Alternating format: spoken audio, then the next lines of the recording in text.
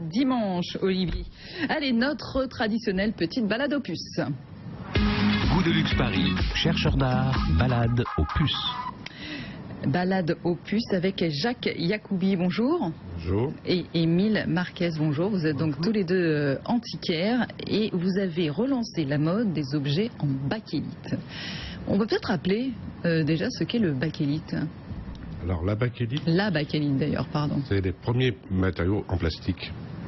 La galalite, c'était fait à base de caséine de lait. La bakélite à base du réformol. La galalite, on pouvait la teindre, alors que la bakélite, c'était teint dans la masse. Et on faisait des bijoux, on faisait des boîtes, on a fait plein de choses, des luminaires. Et c'était de la mode dans les années 30. Et ça revient à la mode grâce à vous?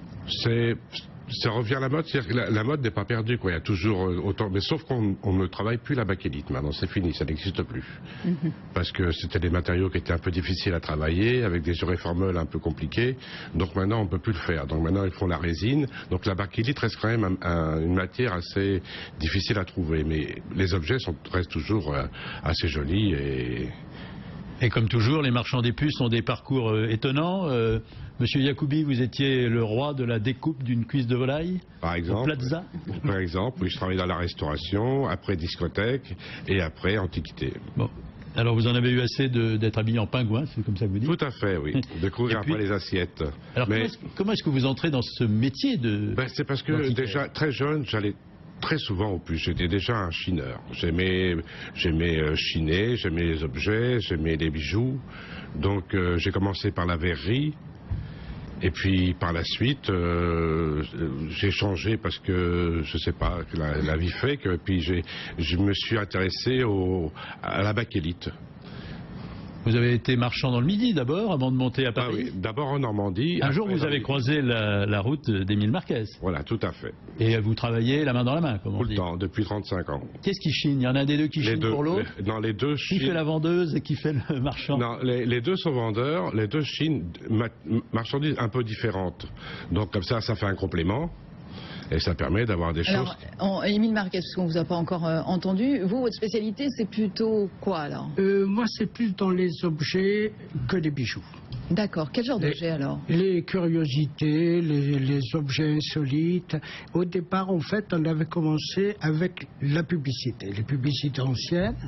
Et quand il y a une avalanche de copies sur le marché, on a accentué le bijou et les objets de curiosité. Alors les objets publicitaires, par exemple, c'est le Pierrot du Pierrot Gourmand, qui existait depuis le 19e siècle. Et puis qui a été copié maintenant. Voilà. Les plaques émaillées aussi, c'est pareil. Les plaques émaillées, les tôles, les boîtes en tôle. Ouais, les boîtes en tôle. Tout a été copié. Tout. Même les bakélites d'ailleurs, avec les résines italiennes juste après la guerre, même un petit peu avant la guerre d'ailleurs, donc tout est copié. Alors qu'est-ce qu'on cherche alors, puisqu'on ne veut pas justement tomber dans la copie ce qu'on cherche, la bakélite, c'est très coloré, c'est gai comme bijou. Donc c'est des formes très géométriques ou des pendentifs avec des personnages. C'est un peu humoristique, quoi, la bakélite et les bijoux, souvent. Ou très déco. Mais ça n'est pas du bijou de pacotille, comme on dit. Ah non, c'est des bijoux frivoles. Non. Nos plus beaux bijoux, d'ailleurs, on les a trouvés dans le sud de la France, où les Parisiennes descendaient en vacances sur la Côte d'Azur, où elles arrivaient avec leur collier d'été. C'était coloré, c'était ludique, et donc elles les laissaient là-bas. Évidemment, et étant à Marseille, ayant eu une boutique à Marseille, on a trouvé pas mal de bijoux en bakélite dans le sud qui étaient vraiment superbes. Est-ce qu'il y a des créateurs spécialisés? Est-ce que ce sont des noms connus ou pas du tout finalement? Il y en a eu quelques-uns. Il y a eu Bonaz, il y a eu Am, qui a travaillé, c'est Mama, qui a travaillé à Schiaparelli. En France, à l'étranger. C'est lié à la couture, mais c'est aussi lié à Joséphine Baker. Tout à fait. Joséphine Baker avait sorti une ligne de bijoux avec un bracelet, avec boîte à poudre, tube de rouge à lèvres sur le côté, des trucs complètement très art déco et vraiment très jolis, de belle qualité, quoi. Et les bananes de Joséphine Baker sont en bakélite? Non. J'ai pas été voir. Sur les colliers, oui, parce qu'il y a eu des colliers avec l'effigie, vous voyez, des colliers un peu comme ça, avec l'effigie de Joséphine Baker avec ses bananes. Voilà. Ah oui, effectivement, on reconnaît. Voilà, c'est des ossotoires, voilà. Ah, Bon, il y a eu plein de choses comme ça, c'était, il faut le dire, assez délirant. Et voilà. Et on vous trouve où, Opus, alors? Alors, nous sommes au marché Serpette. Nous Alors, avons un donnez-nous, stand de- allez, numéro? Alors, allez 3, stand 24.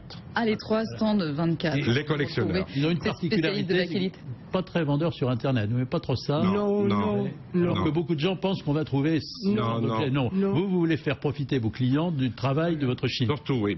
Et même pour acheter, c'est pareil. On préfère C'est pareil. aller Les gens chercher, connaissent mal, très mal la bakélite. Vous voyez, vous trouvez des pochettes comme ça, bah, ils savent pas ce que c'est. Donc, Et donc, il faut les explications voilà. et il faut venir D'accord. vous voir. Fourchette de prix pour les objets en bakélite, ça commence à combien chez vous? Je parle pas des petites merveilles que vous pouvez Ça nous dépend. montrer. Ça peut être, ça peut aller de 200, 150 euros à 500, 600, quoi. Ça voilà. dépend. Ça dépend en fait de la rareté de l'objet. Voilà. C'est très tendance. Jacques Yacoubi et Émile Marquez, merci beaucoup à vous pour cette petite balade Opus. Allez, encore un objet de la semaine.